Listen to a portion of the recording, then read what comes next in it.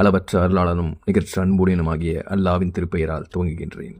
திருக்குரான் அத்தியாயம் 3.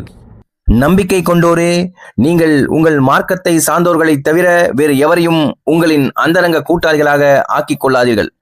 ஏனெனில் பிறர் உங்களுக்கு தீமை செய்வதில் சிறிதும் குறைவு செய்ய மாட்டார்கள். நீங்கள் வருந்துவதை அவர்கள் விரும்புவார்கள். அவர்கள் உங்கள் மேல் கொண்டுள்ள கடுமையான வெறுப்பு அவர்கள் வாய்களிலிருந்தே வெளியாகிவிட்டது. அவர்கள் நெஞ்சங்கள் மறைத்து வைத்திருப்பதோ இன்னும் அதிகமாகும். நிச்சயமாக நாம் இது பற்றி ஆயத்துக்களை தெளிவுபடுத்திவிட்டோம். நீங்கள் உணர்வுடையவரானால் இதை பற்றி அறிந்து கொள்ளுங்கள். மூமின்களே, அறிந்து கொள்ளுங்கள், நீங்கள் இவர்களை நேசிப்போராய் இருக்கின்றீர்கள். ஆனால் அவர்கள் உங்களை நேசிக்கவில்லை. நீங்கள் வேதத்தை முழுமையாக நம்புகிறீர்கள். ஆனால் அவர்களோ உங்களை சந்திக்கும் போது நாங்களும் நம்புகிறோம் என்று கூறுகிறார்கள்.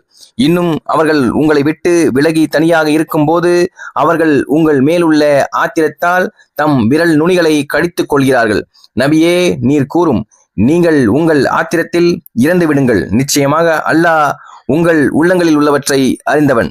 ஏதாவது ஒரு நன்மை உங்களுக்கு ஏற்பட்டால் அது அவர்களுக்கு வருத்தத்தை கொடுக்கிறது.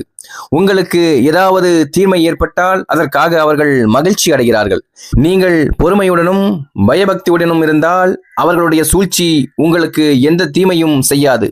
நிச்சயமாக அல்லாஹ் அவர்கள் செய்வதையெல்லாம் சூழ்ந்து அறிகிறான். நபியே, நினைவு கூறுவீராக, நீர் விடியற் காலையில் உன் குடும்பத்தாரை விட்டு சென்று மூமின்களை போருக்காக உகது களத்தில் அவரவர் இடத்தில் நிறுத்தினீர்.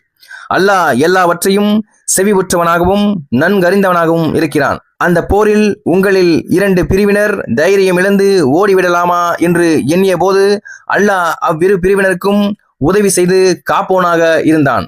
ஆகவே மூமின்கள் அல்லாஹ்விடத்திலேயே முழு நம்பிக்கை வைக்க வேண்டும். பத்ர் போரில் நீங்கள் மிகவும் சக்தி குறைந்தவர்களாக இருந்தபோது அல்லாஹ் உங்களுக்கு உதவி புரிந்தான். ஆகவே நீங்கள் நன்றி செலுத்துவதற்காக அல்லாஹ்வுக்கு அஞ்சி நடந்து கொள்ளுங்கள்.